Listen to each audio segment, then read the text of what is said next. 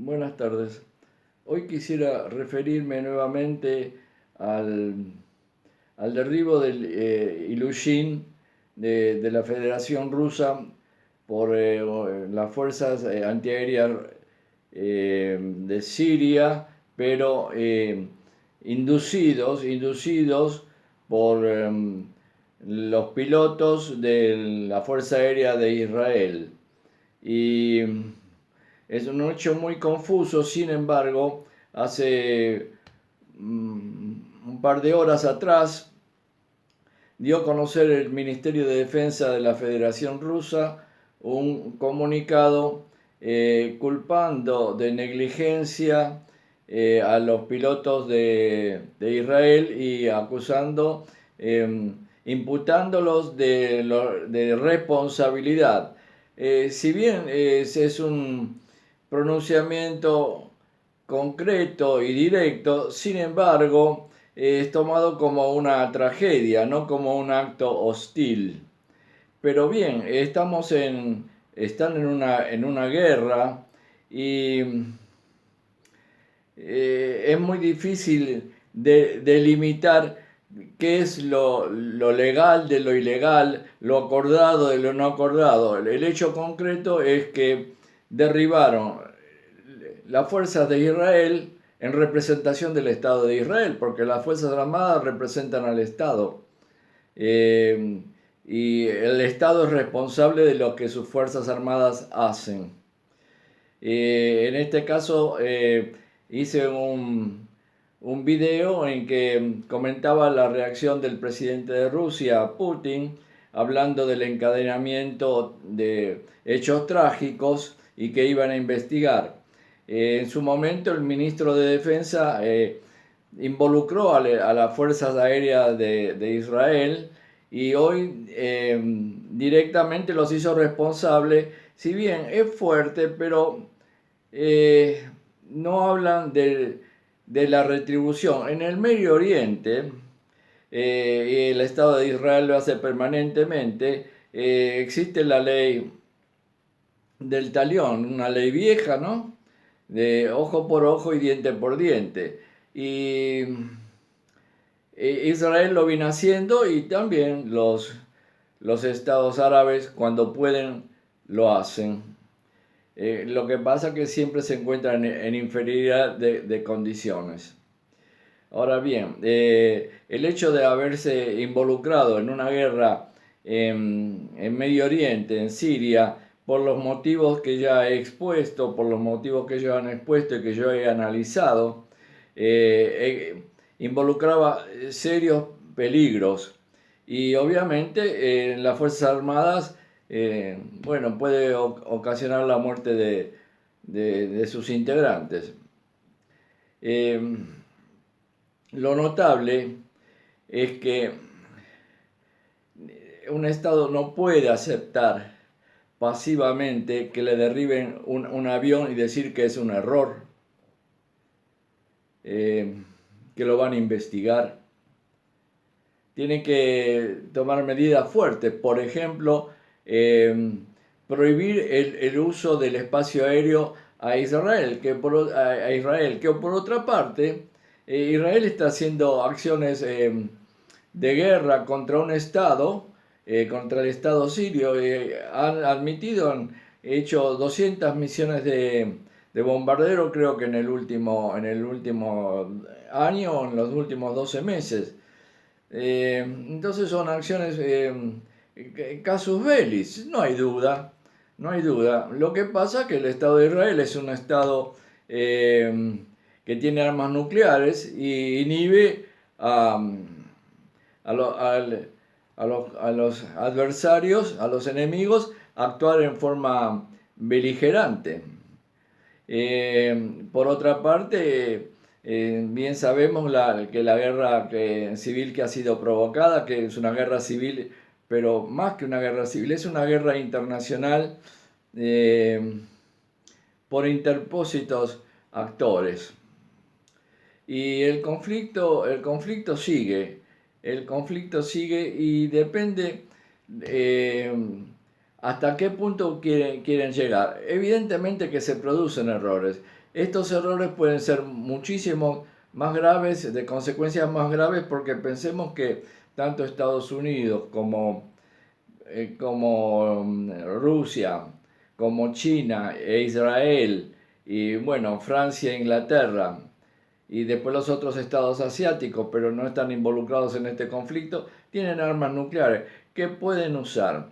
Yo tengo la impresión de que en Yemen la Fuerza Aérea Saudita utilizó armas de bajo poder nuclear de penetración en las montañas profunda, pero eso es por lo que se pudo observar en videos producidos de los ataques que produjo la Fuerza Aérea en Yemen, que se producía el clásico hongo y daba toda la sensación de ser un arma de las llamadas tácticas nucleares. ¿Qué quiero decir con esto? Que también se pueden llegar a usar y puede producir una escalada de imprevisibles consecuencias. Estados Unidos está en una posición beligerante, belicosa, y tiene la iniciativa de atacar por medios económicos con las sanciones y presiona cada vez más a Rusia. Y Rusia responde, pero suavemente. Lo mismo que China, también responde suavemente. Llegó al caso de que Estados Unidos ahora sancionó a las empresas chinas que supuestamente van a hacer unas compras de armamento militar a Rusia. Eso es una injerencia inaceptable en la soberanía de China y en la soberanía de Rusia. Pero bien, estos países, sin embargo, todavía no se sienten firmes, no se sienten lo suficientemente poderosos como para enfrentar, llegado el caso, a Estados Unidos en una acción armada. Y una acción armada contra Estados Unidos solo puede ser con el uso de las fuerzas nucleares. Siempre puede haber incidentes que pueden ser con armas de tipo convencional, pero si las cosas se van de las manos, no queda alternativa que el uso de las armas nucleares. Me da la impresión, mi impresión es que Estados Unidos se encuentra en el cenit de su poder militar, con todo lo que se lo ha denostado. Sin embargo, está bien equipado, bien entrenado, con la experiencia de varias guerras, y todo su complejo militar está funcionando.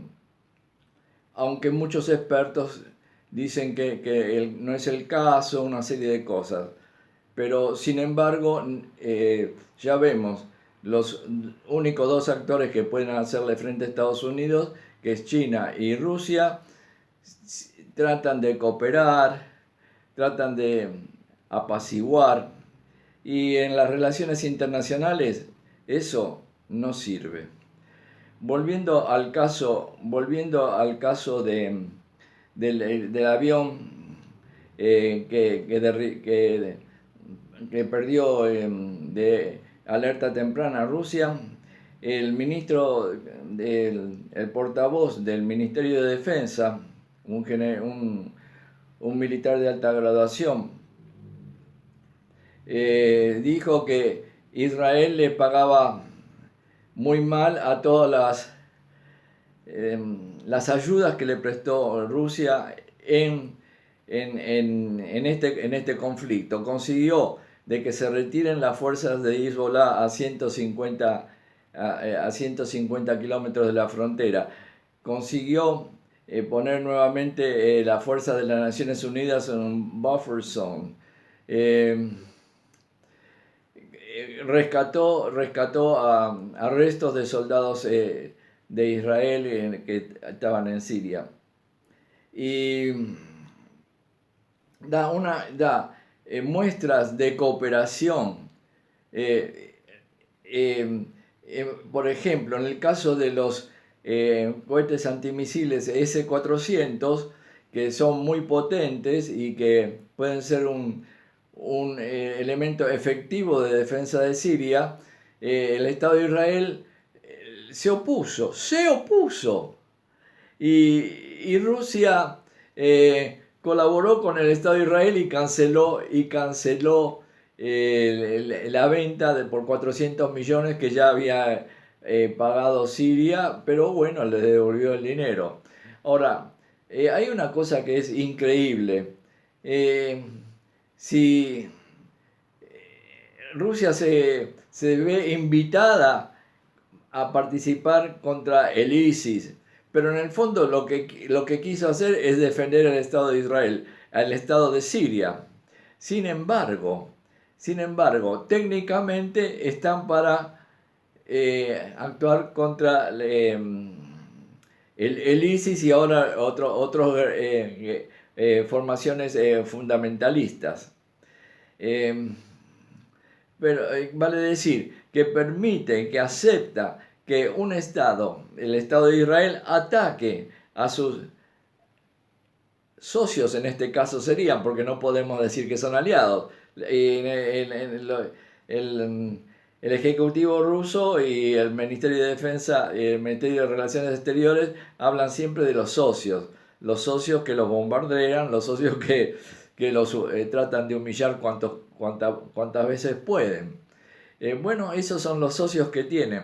Entonces, pero en este caso sí correspondería, si no son aliados de Rusia, no es aliada de Siria, por lo menos es socia.